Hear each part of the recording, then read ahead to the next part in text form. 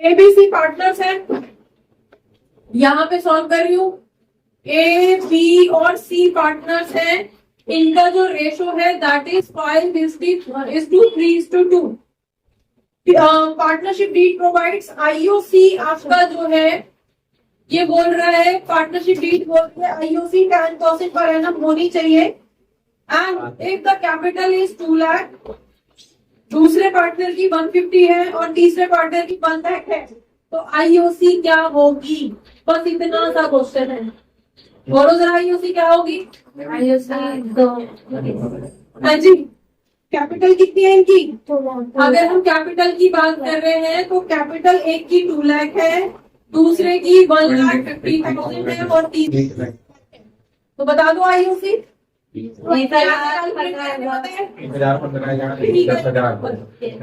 चलिए 20,000 10% of 2 lakh, 15,000 10% of 1.5 lakh and 10,000 ये आपका जो है आईओसी होगा।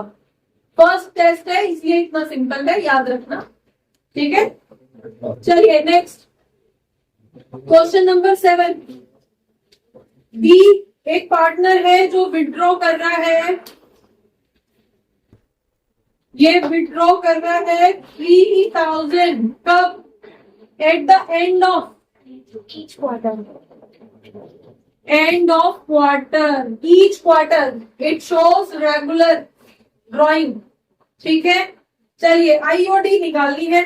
अगर आई रेट जो है 8% का है तो आईओडी कैलकुलेट करनी है। बता दो जरा किस किसकी कितनी आई है? 368 पक्का? 360 सबकी सेम है, कैसे निकाली है? 4.5 मंथ्स का लगा है। टोटल ड्राइंग कितनी रहेगी? 12,000। क्वार्टर में निकाल रहा है, 4 से मल्टीप्लाई कर दोगे 12,000 इंटू रेट 8% और एवरेज पीरियड कितना रहेगा? 4.5। एवरेज पीरियड कितना रहेगा पीरियड? हाँ, यहाँ कैसे निकाला आईओडी? अच्छा, वैसे कब होता है 6? स्टार्टिंग में निकाल रहा हूँ। अच्छा, एंड में है इसलिए 1.5 माइनस हो जाता है तो 4.5 देन अपॉन 12। इस तरह से जब सॉल्व करोगे तो कितनी वैल्यू आ रही है?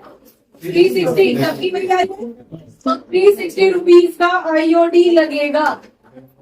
इंटरेस्ट और ड्रॉइंग एक नंबर का है, मार्क कर लो जिसका करेक्ट है, ठीक है जी।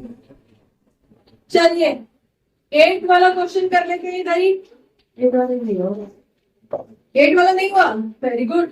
क्या है? चलिए यहाँ पे ई पार्टनर है जो विड्रॉ कर रहा है 6,000 जुलाई में कर रहा है और 8,000 यहाँ पे कर उधर कर। 8 वाला क्वेश्चन है, ये 6,000 निकाल रहे हैं कब? 1 जुलाई, ठीक है। 8,000 निकाल रहे हैं 1 अक्टूबर को और 5,000 निकाल रहा है ये 1 जनवरी को। क्या इनमें रेगुलर इंटरवल नजर आ रहा है? क्या अमाउंट सेम है? तो फॉर्मूला कौन सा वाला लगेगा? क्या रेगुलर ड्राइंग वाला लगेगा? यहाँ पे फॉर्मूला एवरेज पीरियड वाला फॉर्मूला लगेगा? नहीं लगेगा। वो कब लगता है? जब रेगुलर इंटरवल पे हो रही है, हर क्वार्टर में। और क्वार्टर में भी ऐसा नहीं कि फर्स्ट के शुरू में निकाल लिया एंड दूसरे में एंड में निकाल लिया, ऐसा नहीं होना चाहिए। टाइम गैप जो है वो सेम होना चाहिए और अमाउंट सेम होना चाहिए, तभी हम वो एवरेज पीरियड वाला फॉर्मूला अप्लाई करते हैं। और अगर ऐसा नहीं है तो आईओडी हमें इंडिविजुअल कैलकुलेट करनी पड़ेगी। ये जुलाई वाला जो अमाउंट था इस पे कितने मंथ्स का लगेगा? अब यहाँ पे टोटल ड्राइंग यही है, क्लियर? क्योंकि एवरेज तो है नहीं कि टोटल करेंगे मल्टीप्लाई करेंगे, तो हमारे पास कितना आ जाएगा? 6,000 और रेट तो 10% कितने मंथ्स के लिए? जुलाई से लेके मार्च, 9 मंथ्स, ठीक है। जुलाई, अगस्त, सितंबर, अक्टूबर, नवंबर, दिसंबर, जनवरी, फरवरी, मार्च, कितना? 9 मंथ्स के लिए यहाँ पे कैलकुलेट होगा। बताओ जरा कितना आ रहा था? हाँ जी, 700। अच्छा, तो फाइनली 450 रुपए का यहाँ पे आएगा। 450 ही आ रहा है या कैलकुलेट करूँ यहाँ पे? ठीक है, चलो सबका यही आ रहा है तो यही आ रहा होगा। नेक्स्ट 8000 10% से कितने मंथ्स का? अक्टूबर से लेके मार्च, 6 महीने का कितना आ रहा है? 400 चाहिए। नेक्स्ट जनवरी 5000 निकाल रहा है 10%, कितने मंथ्स के लिए गई? जनवरी में निकाल रहा है, जनवरी फरवरी मार्च, 3 महीनों के लिए निकाल रहा है। कितनी वैल्यू आ रही है कैलकुलेट करके? पक्का? अब ये टोटल कर लो कितना आ रहा है? 850, 975 नजर आ रहा है। 975 का आईओडी बनेगा इसका। क्लियर है? क्यों नहीं करा? टोटल तो बताना है कि ई के ऊपर कितना चार्ज लगा, ये तो बताओगे ना कि ई के ऊपर कितना चार्ज लगा, टोटल आईओडी कितना लगा वो बताओगे ना। चलिए, जिन्होंने टोटल आधा नंबर काट ले, एक नंबर का, ठीक है। चलिए नेक्स्ट 9th क्वेश्चन। जिन्होंने करेक्ट नहीं किया है या टोटल नहीं किया वो अपना आधा नंबर काट ले, और जिनका गलत है वो पूरा काट दो। चलिए नेक्स्ट क्वेश्चन देखो। पार्टनरशिप फॉर्म में बच्चे प्रॉफिट हो रहा है 1,20,000 का, और ये क्वेश्चन पेपर में टेलीग्राम पे भी डाल, जिसको भी रेफरेंस में लेना हो, प्रैक्टिस करनी हो कर लेना। डन। ए भी पार्टनर है, ये एक का नहीं है, ये 2 का है। अब ए को मिलनी है सैलरी, कितनी है सैलरी? 24,000। बी को मिलना है कमीशन, कितना कमीशन मिलना है उसको? 10% of net profit after deducting A salary. Sentence पे ध्यान दो। 10% ऑफ नेट प्रॉफिट, कितना ने अटेम्प्ट किया है क्वेश्चन? किया है। चलिए 10% ऑफ नेट प्रॉफिट कब? आफ्टर डिडक्टिंग ए सैलरी, ठीक है। ए की सैलरी डिडक्ट होने के बाद में जो वैल्यू बचेगी उसका 10% इसका कमीशन है। मेनली ये मीनिंग है इसका, ठीक है। तो कितनी है वैल्यू, इसको यहीं पे कर लेते हैं।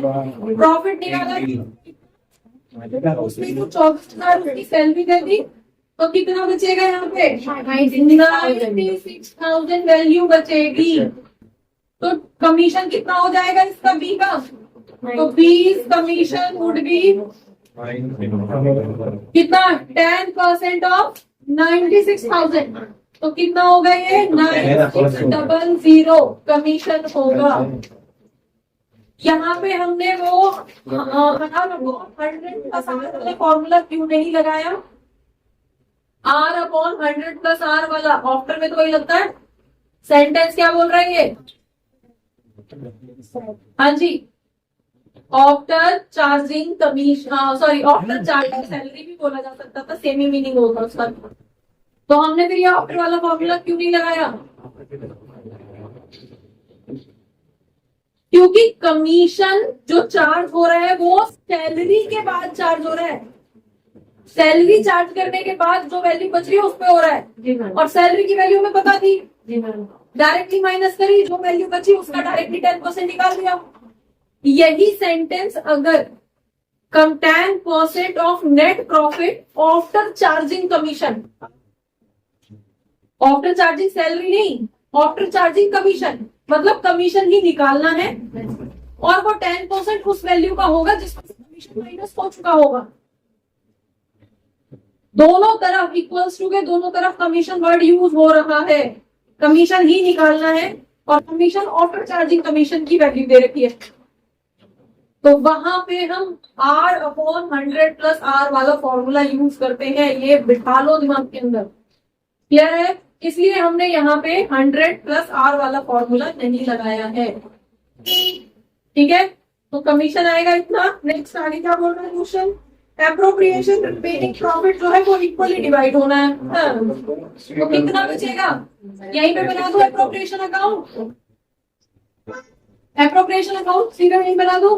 क्या है प्रॉफिट, बाय साइड में प्रॉफिट एंड लॉस अकाउंट कितना 120 था, 120 था। इधर कर लेते हैं, टू साइड में क्या आएगा, बेटा एप्रोप्रिएशन देख लो जरा कैसे करता है। अब यहाँ पे क्या चार्ज हुआ है, आईओसी दिया गया किसी को नहीं, सैलरी दी है किसको, ए को, तो क्या लिखोगे, two is capital account bracket में सैलरी, ए के कैपिटल अकाउंट में पैसा जा रहा है किसके नाम पे, सैलरी के नाम पे। ठीक है, कितना जा रहा है 24,000, डन। दूसरे के अकाउंट में कितना जा रहा है, प्लीज कैपिटल हो रहा है किसके नाम पे, कमीशन के नाम पे। कितना कमीशन जा रहा है 9600 जा रहा है बस, और किसी को कुछ देना है, कोई आईओसी नहीं है, कोई आईओडी नहीं है, कुछ नहीं है। ये क्वेश्चन, अब बताओ जरा वैल्यू कितनी बची, यहाँ पे कितना बचा 120, उधर से विजिबल है बेटा या नहीं, ठीक है 120 हम यहाँ भी लिख देंगे। बताओ जरा कितना माइनस होगा, 24, 96 बचा था, तो वहां से आपने क्या माइनस कर दिया, 96 में से 9600 माइनस कर दिया, तो कितने बचेंगे आपके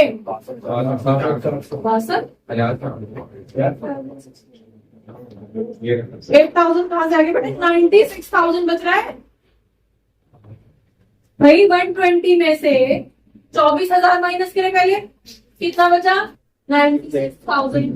96,000 में से 9,600 और हटा दो, 96,000 था ना, 9,000 कम कर दो, 6 हो गए, 3 और गए, 87, 86,400 बचेगा।